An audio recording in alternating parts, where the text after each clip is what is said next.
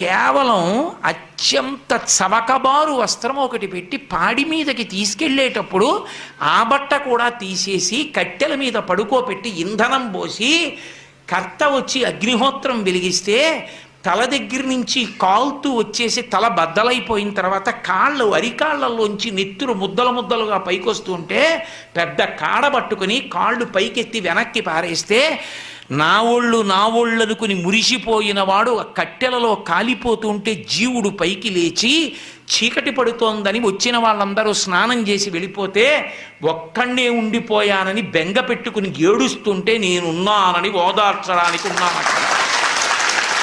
నేను లేకపోతే చచ్చినవాడు చస్తాడు పార్వతి అందుకున్నానన్నాడు. అది ఆయన ఔదార్యం.